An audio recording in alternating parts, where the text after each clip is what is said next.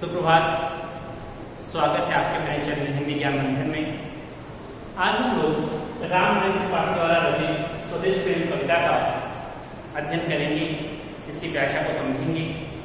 तो देखें, यह जो कविता है, जैसा कि शीर्षक इसका स्वदेश प्रेम, देश के प्रति प्रेम को प्रकट करती है, हमें प्रेरित करती है कि किस तरीके से हम देश के प्रति अपने प्राणों का बलिदान कर दें। जब भी देश पर कोई विपत्ति या संकट आए तो उसके लिए हमेशा खड़े रहें। और हमारे पूर्वजों ने किस तरीके से त्याग और बलिदान करके इस देश को कह सकते स्वतंत्र कराया, यह इस देश के मान सम्मान की रक्षा की है। तो मैं सबसे पहले काव्य सौंदर्य देख लेते हैं। इस कविता में जो भाषा है वो सरस खड़ी बोली है, रस जो है शांत और वीरस है, गुण जो है प्रसाद और ओजगुण है, तथा अलंकार अनुप्रास उपमा और पूर्वोक्त प्रकाश है। तो एक कविता आरंभ करते हैं। अतुलनीय जिनके प्रताप का साक्षी है प्रत्यक्ष दिवाकर, घूम घूम कर देख चुका है जिनकी निर्मल कीर्ति निशाकर, देख चुके हैं जिनका वैभव ये नभ के अनंत तारागढ़, अगणित बार सोच चुका है नभ जिनका विजय घोषण गर्जन। तो प्रस्तुत पंक्तियों में त्रिपाठी जी बता रहे हैं कि अपने पूर्वजों का, भारत देश को स्वतंत्र कराने वाले उन वीरों का वर्णन कर रहे हैं। हमारे पूर्वजों का वर्णन करते हुए कह रहे हैं कि अतुलनीय जिनके प्रताप का साक्षी है प्रत्यक्ष दिवाकर, जिसका साक्षी दिवाकर है अर्थात सूर्य है, जिनके प्रताप का, जिनके शौर्य का जो साक्षी है, देखने वाला है, प्रत्यक्ष देखने वाला कौन है, जो साक्षी है वो दिवाकर है। किसके? अतुलनीय शौर्य का, जिनके शौर्य की तुलना नहीं की जा सकती। अर्थात कह सकते हैं कि हमारे पूर्वजों के अतुलनीय पराक्रम, अतुलनीय शौर्य का जो साक्षी है वह दिवाकर अर्थात सूर्य है। घूम घूम कर देख चुका है जिनकी निर्मल कीर्ति निशाकर, और निशाकर था चंद्रमा, चहुओर घूम करके, चारों तरफ से घूम करके उन पूर्वजों की यश को, कीर्ति को देख चुका है, उन देशभक्तों की यश और कीर्ति को देख चुका है। देख चुके हैं जिनका वैभव ये नभ के अनंत तारागढ़, और जिनका वैभव हमारे उन पूर्वजों के, उन देशभक्तों के वैभव को ये अनंत तारागढ़ तारे दिख रहे हैं, इन लोगों ने अच्छी तरीके से देख रखा है। और अगणित बार सुना चुका है जिनका विजय घोषण गर्जन, और विजय घोषण गर्जन जब देशभक्त किसी युद्ध को जीतते थे, इसके बाद जो दुंदुभी बजती थी, जो उनकी गर्जना होती थी, जो जयकार होती थी, उसके बारे में कह रहा है कि अनगिनत बार, एक बार दो बार युद्ध नहीं जीते हैं, अनगिनत बार युद्धों को जीता है।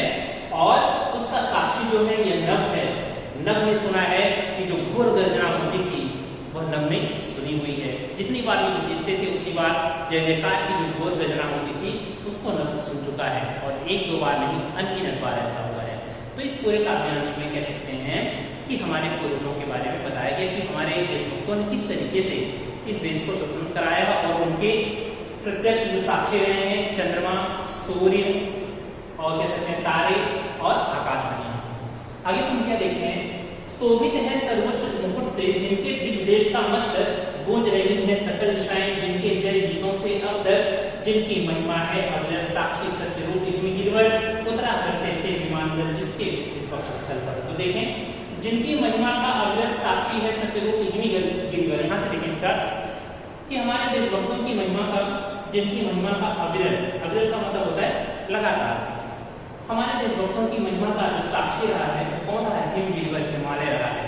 अर्थात जो हिमालय है वो क्या है? सर्वोच्च मुकुट है, सबसे ऊंचा। हमारे भारत देश का सबसे ऊंचा जो पर्वत है वो हिमालय पर्वत है। उसको कवि ने यहाँ पर एक मुकुट के समान बताया हुआ है। तो देखें, शोभित है सर्वोच्च मुकुट से जिनके दिव्य देश का मस्तक, कि हमारे दिव्य देश का मस्तक, हमारे देश का मस्तक जो है हिमालय पर्वत से सुशोभित हुआ है, शोभित हो रहा है, और वह ऐसा प्रतीत हो रहा है मानो जैसे कि कोई मुकुट का, कह सकते हैं हिमालय जो है मुकुट का कार्य कर रहा हो। आगे देखिए, गूंज रही है सकल दिशाएं जिनके जय गीतों से अब तक, और जय गीतों से सकल दिशाएं, सभी दिशाओं में, सभी दिशाओं में क्या हो रहा है कि जो हमारे देशभक्तों की गीत हैं वो अब तक गूंजे जा रहे हैं, अब तक गुंजायमान है, अब तक सुनाई दे रहे हैं। सभी दिशाओं में हमारे जो देशभक्तों की गीत हैं वो अब तक सुनाई दे रहे हैं। आगे, जिनकी महिमा का है अविरल साक्षी सत्य रूप गिरवर, और जिनकी महिमा का, किसकी? हमारे देशभक्तों की महिमा का, हमारे पूर्वजों की महिमा का साक्षी कौन है? हिमगिरिवर अर्थात हिमालय हमारे पूर्वजों की महिमा का साक्षी रहा है, और निरंतर जो चलती रही है, निरंतर जो कह सकते हैं कि देश की आजाद करने के लिए, देश को स्वतंत्र करने के लिए, देश के मान सम्मान को बचाए रखने के लिए जो तब त्याग किया है उन्होंने, उसका जो साक्षी रहा है वो निरंतर से हिम रहा है, अर्थात कह सकते हैं कि हिमालय रहा है। आगे उतरा करते थे विमान दल जिसके विस्तृत वक्र स्तर पर, और बता रहे हैं कि हाँ हिमालय जो है, हिमालय की विशेषता को बता रहे हैं, उतरा करते थे विमान दल, विमान रूपी दल, अर्थात कह सकते हैं कि देवता भी अपने विमान को लेकर के उस हिमालय पर्वत पर आते थे और वहां पर उतरा करते थे। उस कह सकते हैं भारत भूमि के सौंदर्य को निखारने के लिए विभिन्न प्रकार के देवता भी इस भारत भूमि पर आए हैं। यह कह सकते हैं विभिन्न प्रकार के देवता जो है वो भारत भूमि में उन्होंने जन्म लिया है। ऐसी सुंदर भूमि पर, ऐसी प्रतिष्ठित भूमि पर जन्म अनेक देवताओं ने लिया हुआ है। आगे देखिए, सागर ने छाती पर जिनके अमृत अन्नों को उठाकर, और सागर भी क्या कर रहा है, यहाँ पर सागर के बारे में बताया जा रहा है। सागर भी हमारे देश की उन्नति में साधक बन रहा है, सहायता कर रहा है। तो सागर ने छाती पर जिनके अमृत अन्नों को उठाकर, और भारत देश में व्यापार को बढ़ाने के लिए सागर जो है अपनी छाती पर विभिन्न प्रकार के पोत उठा करके जो नौकाएं होती हैं उनको क्या कर रहा है, पहुंचाया करता था प्रमुदित भूमंडल के सकल तटों पर, सभी तटों पर कैसे प्रसन्न होकर के, भूमंडल के सभी तटों पर प्रसन्न होकर के पहुंचाया करता था। आप कह सकते हैं कि समुद्र से जो व्यापार होता था एक तट से दूसरे तट पर, तो विभिन्न प्रकार की नौकाओं में जो सामान भरे हुए होते थे उनको प्रसन्नता पूर्वक इस तट से लेकर के उस तट तक प्रसन्नता पूर्वक पहुंचाया करता था। आप कह सकते हैं कि हमारे देश की उन्नति में सागर ने भी क्या किया है, अपना योगदान दिया है और देता आ रहा है। आगे, नदियां जिनकी यश धारा से बहती हैं अपनी निष्कासन, और नदियां जो हैं उनका यशोगान करती हुई अब भी दिन और रात रहती हैं। ऐसे भारत भूमि की, ऐसे हमारे देशभक्तों की गुणगान करते हुए नदियां आज भी दिन रात निरंतर बह रही हैं, और ढूंढो उनके चरण चिन्ह भी पाओगे तुम इनके तट पर। और यदि तुम ढूंढने का प्रयास करोगे, यदि तुम ढूंढोगे, तो इन नदियों के तट पर तुम्हें अपनी सभ्यता की पहचान दिखेगी। इन नदियों के तट पर ही हमारे पूर्वज, हमारी सभ्यता पहले बसी हुई थी। यदि तुम ठीक से ढूंढने का प्रयास करोगे तो इन नदियों के तट पर तुम्हें क्या मिलेगा, उनके पद के नाच भी दिखाई देंगे। जैसा कि हमने देखा है कि मेसोपोटामिया की सभ्यता या मोहनजोदड़ो की सभ्यता कहाँ पाई गई है, वो उस तट पर पाई गई है। तो कह रहे हैं कि ढूंढो उनके चरण चिन्ह भी पाओगे तुम उनके तट पर, इनके तट पर तो उनके चरण चिन्ह भी, उनकी सभ्यता के कह सकते हैं कि आज भी उनकी सभ्यताएं आपको देखने को मिलेंगी।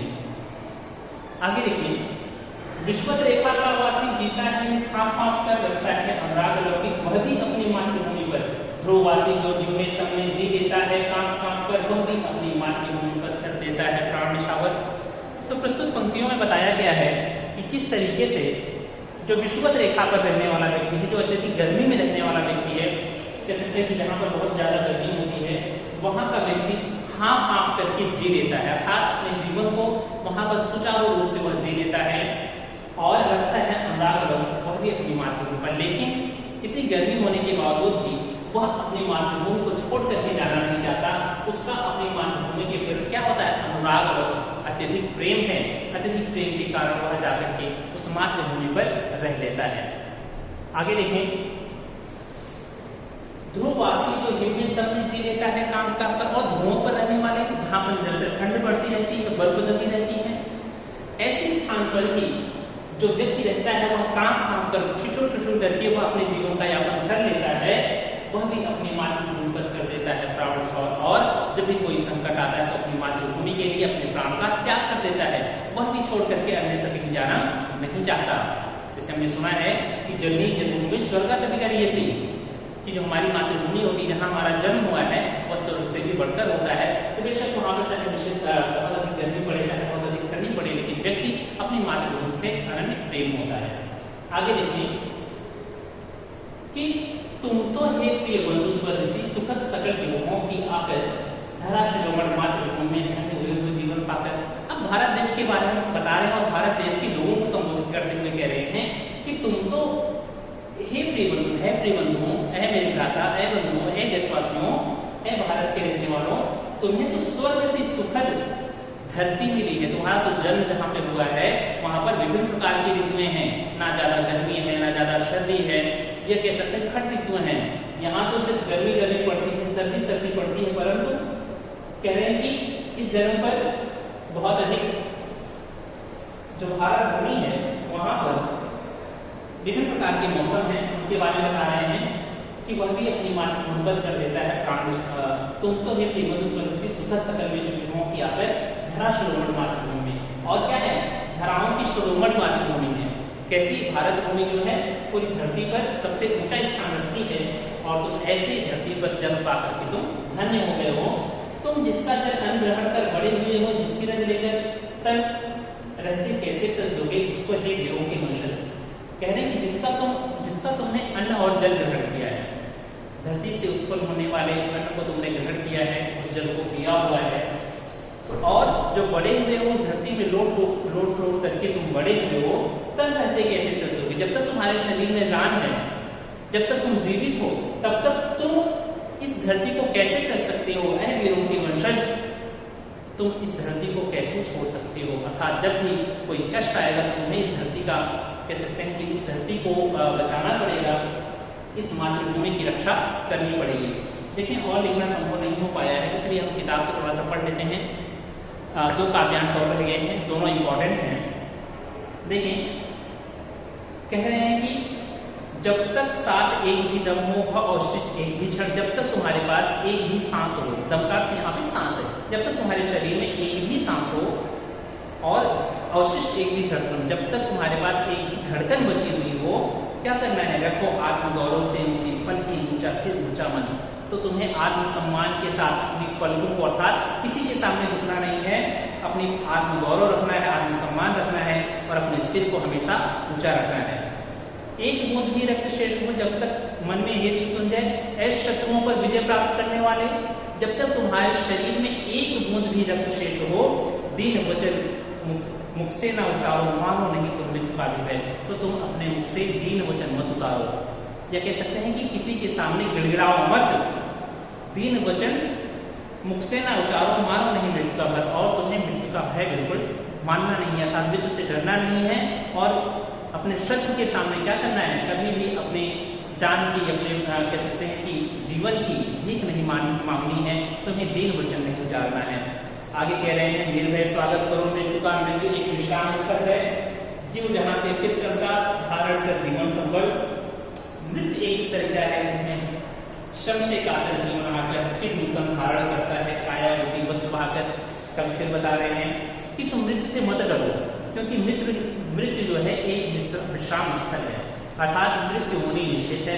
तो मृत्यु से डरना क्यों, आज नहीं तो कल, इसलिए तुम्हें मृत्यु से डरना नहीं है।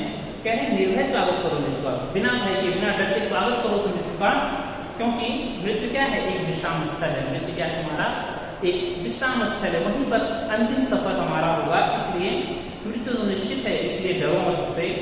जीव जहां से फिर चलता है धारण कर जीवन संबल। कह रहे हैं कि एक बार मृत्यु होने के पश्चात जीव दूसरे शरीर में प्रवेश करके फिर से वह आगे बढ़ता है।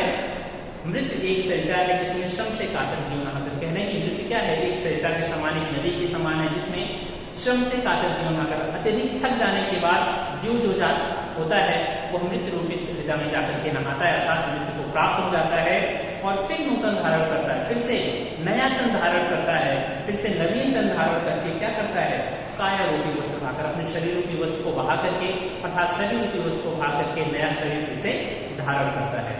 अर्थात कह रहे हैं कि जो शरीर है इसी की मृत्यु होती है, जो आत्मा है वह मरती नहीं है, इसलिए ऐ मनुष्य तुम मृत्यु से बिल्कुल घबराओ मत।